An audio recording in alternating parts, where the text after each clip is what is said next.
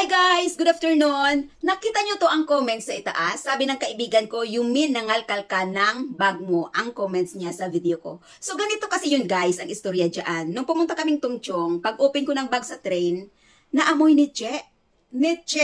Ang aking bag. Naamoy daw, utot. Utot guys ah. Tapos, pagdating namin dito sa Yunlong, sinabi sa aking mga kaibigan, sa aming mga kaibigan, naamoy daw utot ang aking bag, tapos naamoy ng katabi ko ang aking bag, na ganun daw yung ano ka, tapos tiningnan daw ako ng lalaki.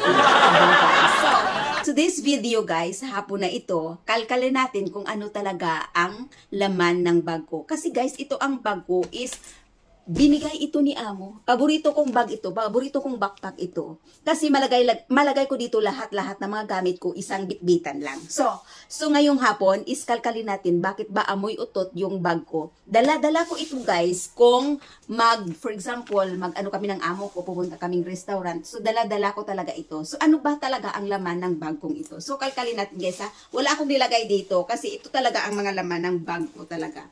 Buti ito mga kaibigan ko, hindi marunong mag-grade ng bag ko. Siguro kung marunong ito mag-grade ay iwan ko na lang. So, kung ano ba ang nilalagay ng ko dito sa loob ng bag ko? Well, ibubo natin.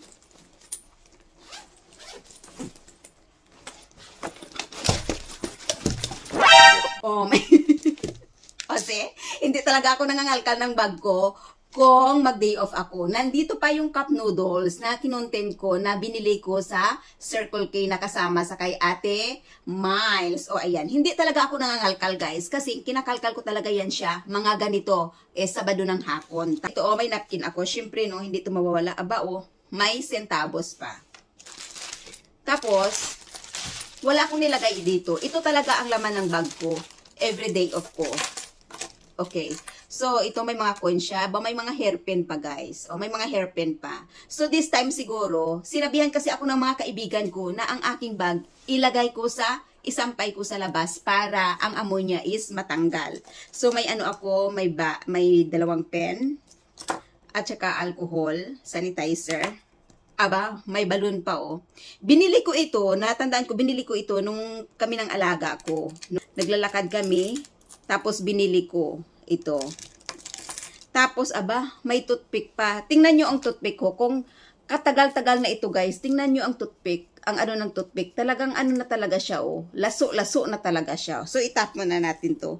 And syempre, may isa akong earrings. Iwan ko kung nasaan yung isa. Ang malaki kong earrings. Iwan ko kung nasaan yung isa nito. So, isuot natin.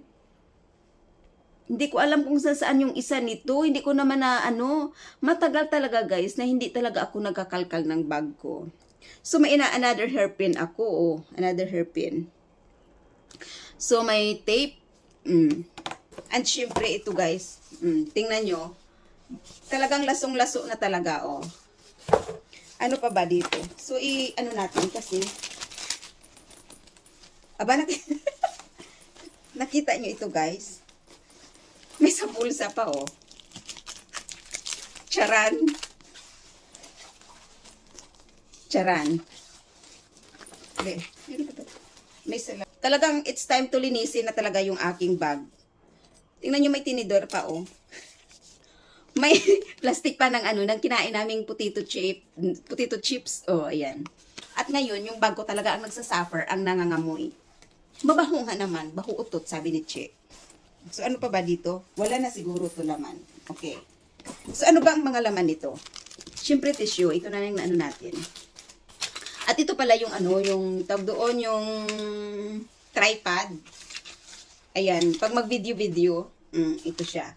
Pag mag-live ako, dala-dala talaga yan siya. Siyempre, may suklay pa rin, Ito na, ito. Dalawang suklay. Tapos, dalawang kape. Alam mo naman kasi, pag magtipon-tipon kami nagkakape niyan, pag wala silang kape, syempre ako ang backup, So, dalang-dala ko talaga ito. Buti hindi pa talaga ito expired. Tissue. Okay, with tissue. May mga shampoo. May mga cream silk. Binibili ko ito, tapos hindi ko man lang madumduman. Alam nyo guys kung ano ito guys? Panty ito na 5 piso na binili ko. Tapos, minamap ko ito sa aking phone kasi maganda ang tela niya. Oh, kaya ginupit ko talaga yan siya. Oh.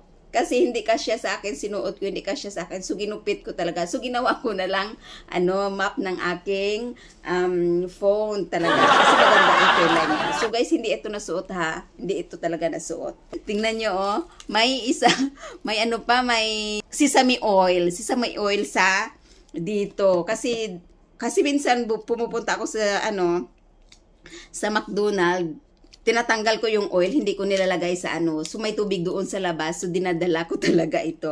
Okay, so ito, may cumin pa guys, sa restaurant ito galing, tapos may asukal pa. Ano pa ba ang dito? Dalawang dalawang sesame oil. Okay, tapos kung may napkin, syempre may panty liner, Okay, may pantali ako sa buhok. Alert yan guys. Syempre may lipstick ako. Andito yung lipstick ko pala na hinahanap. Andito, may mga tsokolate. So, galing ito kay Ate Miles nung Sunday. Kaya talagang pinapasla ko lang talaga yan lahat dyan guys. Ito yung tsokolate ni Ate Miles. Tapos may isang pagkain. Snack. Kung gugutomin ako, siyempre may kukunin siguro ako dyan. So, kukunin ko. Tingnan nyo, sa mga restaurant to galing. May Burger King. May black pepper ng McDonald's. Ito. Dalawa na. Dalawang asukal. And syempre may ketchup guide sa McDonald's. Dalang-dala yan.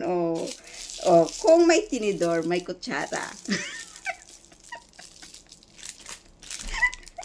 May sugar pa, isa may sugar pa. Sa mga restaurant dyan, magkakape. And of course, may balloon. Ito pa pala ang panadol ni Chris, Durog na talaga sa bag ko, guys, Durog talaga. Okay. Tapos, ito pa ketchup, Dalawa ng ketchup natin, ha, sa McDonald's.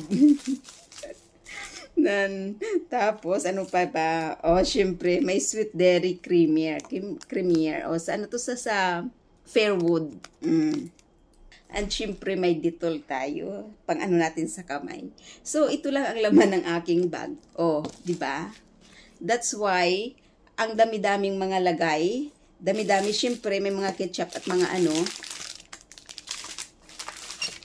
andito lahat ang amoy sa aking bag. Di ba? Ganito na, see? Yan talaga ang laman ng aking bag.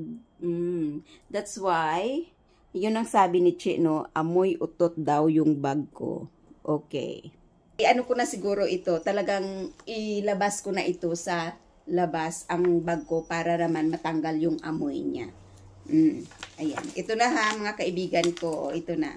Ilagay ko na ang bag ko doon sa labas.